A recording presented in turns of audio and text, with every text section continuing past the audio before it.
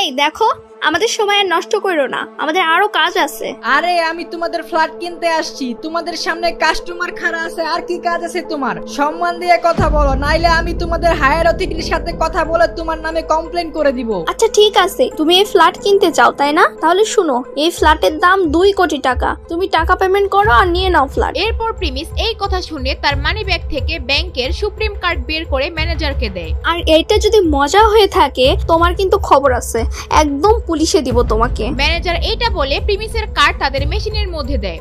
আর এইদিকে সেই মহিলাগুলা প্রিমিসের দিকে তাকিয়ে দেখতে থাকে। প্রিমিস এমন একটা ভাব ধরেছিল যেন সে একদম নর্মাল। এরপর যখন প্রিমিস তার কার্ডের পিন দিয়ে পেমেন্ট করে দেয়, ম্যানেজার দেখতে পায় তাদের অ্যাকাউন্টে 2 কোটি টাকা জমা হয়ে গিয়েছে। বাপরে, 2 কোটি টাকা ডিপোজিট সাকসেসফুল। এরপর সবাই প্রিমিসের দিকে এমন ভাবে তাকিয়েছিল যেন তারা প্রথম এমন কোনো মানুষ দেখলো। 20-22 বছরের একটি ছেলে সবার মুখে একদম তালা লাগিয়ে দেয়। কেউ ভাবতেই পারেনি যে প্রিমিস এত বড়লোক হবে। কি হবে প্রিমিস যদি রাধিকাকে বলে তার জন্য একটা ফ্ল্যাট কিনেছে? রাধিকা প্রিমিসের আসল পরিচয় জানতে পারলে কি সে প্রিমিসের সাথে থাকবে? কি হতে যাচ্ছে সামনে দেখতে চাইলে সবগুলো পার্ট ধৈর্য সহকারে দেখতে থাকুন। স্যার, আপনি কি খাবেন? চা নাকি কফি, আর নাকি ঠান্ডা কিছু খাবেন? স্যার, আমি আসলে এক্সট্রিমলি সরি, আমি বুঝতে পারি নাই, আমাকে মাফ করবেন প্লিজ। স্যার আসেন, আমি আপনাকে এই ফ্ল্যাট সম্বন্ধে আরো কিছু বলি। ম্যানেজার প্রিমিসের সাথে যতটুকু সম্ভব মধুর কণ্ঠে কথা বলা শুরু করে দেয়, কিন্তু প্রিমিস তার কথার মাঝে তাকে থামিয়ে সে বলে, আমি জানি এটা কেমন ফ্ল্যাট, এটা আমাকে ইন্ট্রোডাকশন করার কিছু নাই। এটা অতটা সুন্দরও না, ছোট একটা ডিব্বার মতো, কিন্তু আমাদের কলেজের হোস্টেলের থেকে মোটামুটি ভালোই আছে। এর জন্য কিনে নিলাম, যাতে কিছুদিন এখানে থাকা যায়। প্রিমিস ম্যানেজারকে পাত্তা না দিয়ে তার কথাগুলো বলতে থাকে। তার কথাগুলো শুনে মনে হচ্ছিল ম্যানেজার মনে হয় অনেক বড় ভুল করে ফেলেছে। 2 কোটি টাকা দামের একটা ফ্ল্যাটকে ডিব্বা বলা, এই শুনে ম্যানেজার হতাশ হয়ে যায়। তারা জানে না প্রিমিসের আসল পরিচয় কি। ওইখানে থাকা মহিলাগুলো মনে করছে প্রিমিস মনে হয় একটু শো অফ করছে।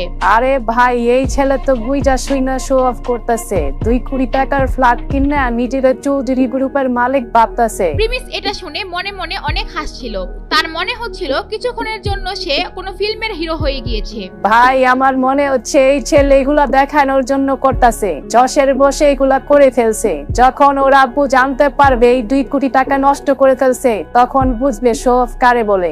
এখন তো শুধু আমাদের সামনে দেখানোর জন্য করতেছে। আমি শো অফ করতেছি? হা হা, এই ফ্ল্যাট কিনা আমার কাছে একটা চিপসের প্যাকেট কিনার সমান। প্রিমিসের এই কথা শুনে সেই মহিলা দুইজন যেন হাসি থামাতেই পারে না। কোথায় 2 কোটি টাকার ফ্ল্যাট আর কোথায় 10 টাকার চিপসের প্যাকেট? আচ্ছা, এই ব্যাপার। তাহলে এই হাউজিং এর মধ্যে যে প্লাটিনাম ফ্ল্যাট আছে, পারলে ওইটা কিনে দেখাও। এই ছোটখাটো ফ্ল্যাট কেন কিনতেছো? আচ্ছা ঠিক আছে, তাহলে এটাও কিনে নিতেছি, সমস্যা নাই। স্যার, আপনি কি সত্যি প্লাটিনাম ফ্ল্যাট কিনতে যাচ্ছেন? ম্যানেজার খুব খুশি হয়ে প্রিমিসকে এগুলো জিজ্ঞেস করে। আর সে মনে মনে অনেক খুশি থাকে, কারণ ম্যানেজার একটা ফ্ল্যাট সেল করতে পারলে সে সেখান থেকে 2% টাকা সে পায়। তাই সে আর দেরি না করে প্রিমিসকে প্লাটিনাম ফ্ল্যাটগুলো দেখানো শুরু করে দেয়। স্যার, এই প্লাটিনাম ফ্ল্যাট আমাদের হাউসিং এর সবচেয়ে সুন্দর আর সবচেয়ে এক্সপেন্সিভ একটা ফ্ল্যাট। এইটা আমরা সবাইকে দেখাই না, এগুলো অনেক দামি জিনিস, তো সবাই অ্যাফোর্ড করতে পারে না।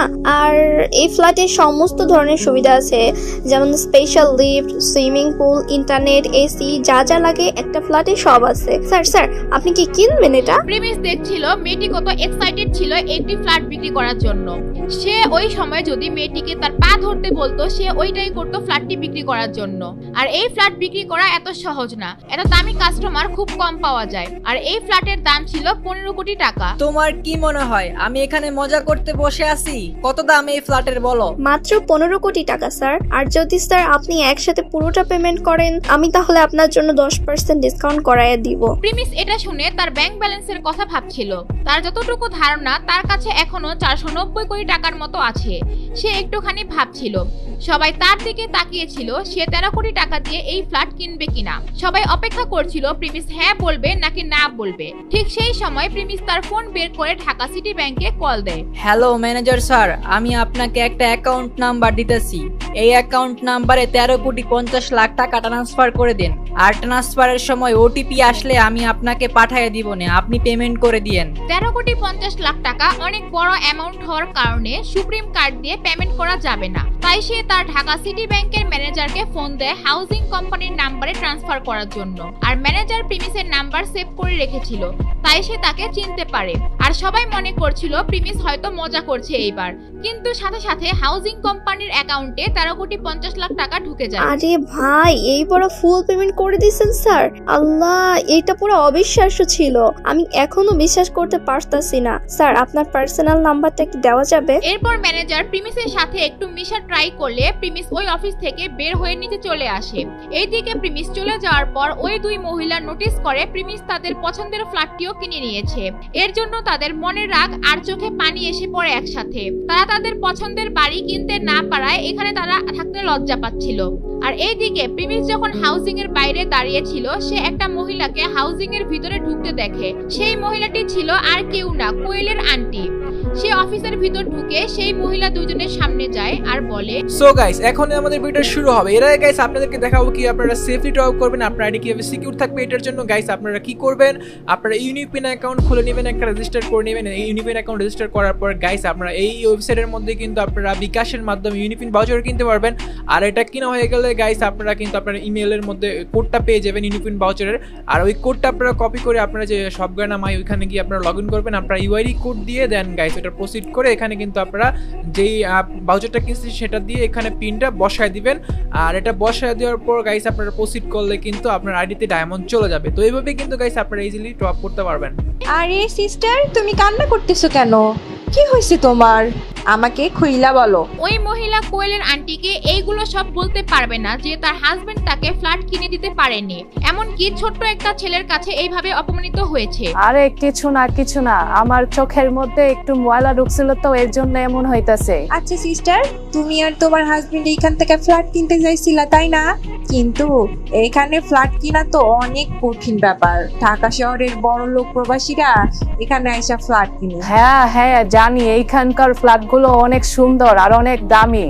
আমরা একটা ফ্ল্যাট নিয়ে নিছি। মহিলা কোয়েলের আন্টিকে মিথ্যা কথা বলে এই দিক সেই দিক দেখতে থাকে। আর এইদিকে প্রিমিস ফ্ল্যাট কেনার পর সে ভাবে তার একটা গাড়ি কেনার দরকার। এর জন্য প্রিমিস গাড়ি কেনার জন্য সে একটি বড় শোরুমে যায় এবং সে একটি গাড়িও পছন্দ করে ফেলে। কিন্তু সে আবার ভাবে সে যদি এইখান থেকে গাড়ি কিনে তাহলে তো সে অন্য সব বড় লোকদের মতোই হয়ে যাবে। তাই সে ভাবে সে একটি কাস্টমাইজ গাড়ি বানাবে। আমি একটা এখান থেকে গাড়ি বানায় নিতে চাই, মানে একটা কাস্টমাইজ কার লাগবে আমার। প্রিমিসের কথা শুনে গাড়ির শোরুমের ম্যানেজার হেসে ফেলে। কিন্তু যখন প্রিমিস ওনার দিকে একটু রাগের নজরে তাকায় তখন ম্যানেজার ভাবে প্রিমিস আসলে মজা করছে না। এরপর সেই ম্যানেজার তার ডিজাইনের মতো সবকিছু মিলিয়ে হিসাব করে বলে গাড়ির দাম 1 কোটি টাকা। আচ্ছা ঠিক আছে, আমি আমার অ্যাকাউন্ট নাম্বার ট্রান্সফার করে দিচ্ছি আর আমার নাম্বার লিখে রাখেন। গাড়ি বানানো হয়ে গেলে আমাকে একটা ফোন দিয়েন। এরপর প্রিমিস তার অ্যাকাউন্ট থেকে 1 কোটি টাকা দিয়ে সেখান থেকে বের হয়ে যায়। আর এইবারও সেম এই অদ্ভুত কাণ্ড দেখে এখানকার সবাই একদম অবাক হয়ে যায়। এরপর প্রিমিস শোরুম থেকে বের হয় আর সে চিন্তা করছে আজকে একটু বেশি খরচা হয়ে গিয়েছে। সে কলেজ যাওয়ার জন্য ট্যাক্সি খুঁজছিল, ঠিক তখন তাকে রিমিনি কল দেয়। রিমিনি হচ্ছে প্রিমিসদের চৌধুরী কোম্পানির ঢাকা সিটির ডকুমেন্ট ম্যানেজার। পার্ট 13 ও 14 তাকে দেখানো হয়েছিল।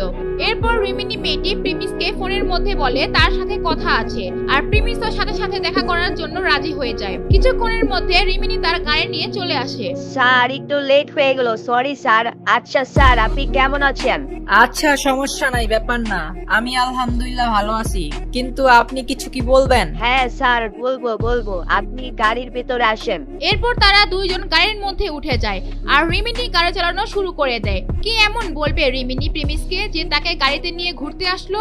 আর এইদিকে রাধিকার কি হবে যদি প্রিমিস রিমিনিকে নিয়ে ভাবতে শুরু করে? এগুলো জানতে চাইলে দিবস গেমিং এর ইউটিউব চ্যানেলটি সাবস্ক্রাইব করে নোটিফিকেশন বাটনটি বাজিয়ে রাখেন। আর যারা ফেসবুক পেজ থেকে দেখছেন তারা পেজটি ফলো করে ভিডিওটি শেয়ার করে দিন।